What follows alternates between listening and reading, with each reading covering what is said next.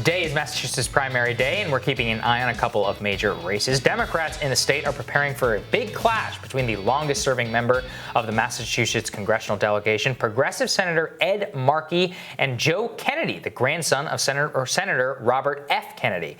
So over the weekend, an ad it was actually for the local IBW, but in favor of Joe Kennedy, called on voters to elect a, quote, true U.S. senator, but drew backlash over the misspelling of Worcester in the ad. Meanwhile, Holyoke Mayor Alex Morse is trying to unseat longtime incumbent Richie Neal for the 1st congressional district seat. Of course, we've covered that one closely here because of the organized smear campaign against Mayor Alex Morse. D.C. Bureau Chief of the Intercept, Ryan Grimm, has broken the many of the stories that have informed that race in particular, and he joins us now with the latest. Great to see you, Ryan. Good to see you, Ryan. Good to see you. Let's start with the Morse Neal race. What is the latest? What is the state of play, and what do you think are the odds of an upset here tonight? I think it's a toss-up. A lot of it is actually, interestingly, despite all of what we've been talking about, going to come down to the Puerto Rican vote in Springfield and in Holyoke. So a lot of people don't know that Morse kind of rode into politics as a very young man because he spoke Spanish and he took the Puerto Rican population in Holyoke very seriously, and he mobilized them, and that's how he beat the entrenched establishment in Holyoke. Springfield, too, has a majority Puerto Rican population, which also is ignored by the entrenched establishment there. And Morse is very popular among that vote. If he can run up margins right there, and it's a very close race, that could impact the race significantly. But it's a very diverse and unusual district. Ideologically, it's not as diverse racially outside of the Puerto Rican population. So it'll come down to a lot of the suburban vote, the white working class vote outside of Springfield. But I do think it's a very close race.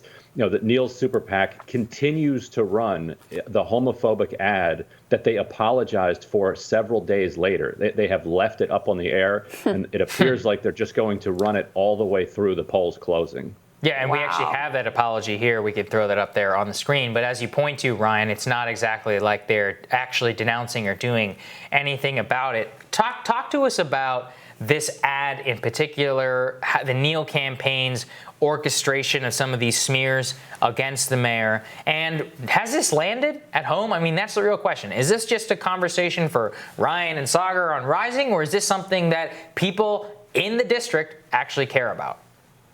Well, it has affected the race in both directions. On the one hand, it's very bad for incumbents when people locally and also nationally learn that there's a primary challenge. The way that they sneak into re-election is that nobody knows that they're actually being challenged from the left, and so nobody pays attention to the race. So to the extent that this has raised the profile of the race, that's been good for Morse, and it's been bad for Neal, because all the polling and all the common sense shows that if you just objectively compare the two platforms, more people in that district are going to agree with Morse, and more people across the country are going to agree with Morse, and so they're going to put in volunteer time and they're going to put in money. But on the other hand, the scandal drove up Alex Morse's negatives. So polls that asked voters, even knowing that this was an orchestrated smear by the college Democrats and the state party, does this make you more likely to support Alex Morse or less likely to support Alex Morse? About 1 in 5 said less likely to support Alex Morse. Now, slightly more than that said more likely, but you don't know if those were people who were already going to vote for Morse anyway. So 1 out of 5 voters, even though they know that these were orchestrated smears, it turns them off, and there's some kind of latent homophobia that's just expressing itself through that decision making. So, to the extent that it cost him voters that were persuadable, it's going to hurt him.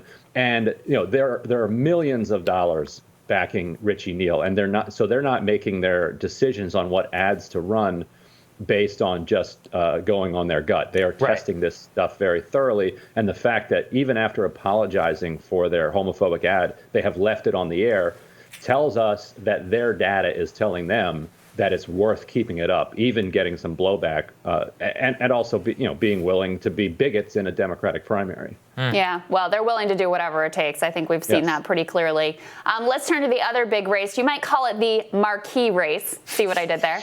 Ed Markey, I know it's terrible. Ed Markey versus Joe Kennedy. I mean, I covered this actually in my radar today because it's become almost like this proxy war between the AOC faction, and Pelosi weighed in and endorsed Kennedy. It's also interesting because Markey hasn't been like, some leftist dream politician. He's been in Washington for a long time. He's taken some bad votes, but he backed the Green New Deal. He stood with AOC when it really mattered when she was new in the House. So take us through the dynamics here and who you think is likely to prevail today. I mean, it certainly was a questionable decision strategically to go all in on Markey versus Kennedy, because in the end, Kennedy and Markey are not going to, like you said, they're not going to vote terribly differently, whoever wins. Kennedy's voting record is going to be, pretty much the same as Ed Markey's voting record. And there was an opportunity cost to that decision.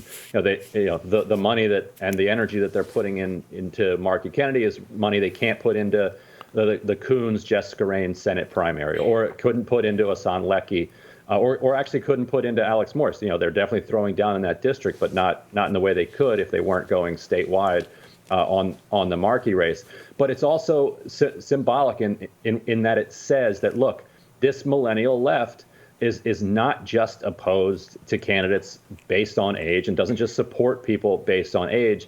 And even if you don't have the best record, if you transform, if you get behind the revolution that they're calling for, then this new political energy is going to support you. And there's value in that because you don't just need kind of movement organizers elected to office. Like that's not going to get you to the 50% plus one majority to take over the Democratic Party. You also need people who previously have not been great to become great under pressure from your movement. And so what they're saying here is that if you come our way, that we will have your back. And you can be young and calling for generational change, but if your ideas are not new, that was Ocasio-Cortez's quote, then we're not just going to embrace you just because you're under 40. So tell us, Ryan, just about the political implications of the race either way. What would a Kennedy defeat mean to Nancy Pelosi in terms of her, having to weigh in on this race? I think it would be a dramatic blow, wouldn't it, to her influence in the party? It would be a blow, and it already has reshaped the dynamics of primaries in the sense that Pelosi taking such a public stance against the idea of primarying Democratic incumbents, getting in and endorsing a challenger to a Democratic incumbent kind of blows up any kind of principle around that. And if you noticed, Ocasio-Cortez endorsed Morse after Pelosi got involved in the Markey race, and so in some ways it's a hall pass to a lot of these insurgent Democrats who next year, Cori Bush, Jamal Bowman, AOC, who if they want to get involved in additional primaries against incumbents, they're going to have that hall pass to do so because Pelosi did it against somebody who she served with for more than 25 years in the House in Ed Markey. And if the kind of insurgent millennial left can defend Ed Markey against millions of dollars, against Nancy Pelosi, against Steny Hoyer, against the Kennedy name, and deal the Kennedys their first statewide or political office loss in their history, it's going to send a signal that this is an energy that can't be ignored. Just because they were able to beat Bernie Sanders on Super Tuesday doesn't mean that the party can utterly forget about this energy. And finally, Ryan, any other sleeper races that we should be watching? I know another friend of ours, Dan Marins, was writing about a potentially strong challenge to Stephen Lynch that has gotten less attention in Massachusetts. Anything else that you'll be watching for tonight? Well, that is an interesting one. Robbie Goldstein taking on Stephen Lynch, who's kind of a quirky, eccentric. It's almost hard to call him a centrist because he opposed the ACA from the left. But he's also taken a lot of other retrograde positions and has been in office for decades, that he probably hangs on, but he could be shocked. And if it's close, then you're going to see another primary challenge against him 2 years later. There are a lot of down ballot races, some DSA-backed candidates and some other progressives challenging state House and state Senate incumbents that people flagged for me on Twitter over the last couple of days that I haven't looked into. But if you follow the pattern of previous primaries, you're going to probably see several of those surprising incumbents by knocking them off. But I haven't been able to follow those close enough to really say much about them. Well, I know we've got you here tomorrow to break down whatever happens tonight. If we even know what happens tonight, right. That's also a question as well. Thank you so much, Ryan, for breaking it down. As always, we appreciate it. Thanks, Ryan. You got it. Next on Rising, presidential polling kind of all over the place. Are there bellwethers for Biden? Is Trump in real trouble? We're going to discuss that when Rising continues.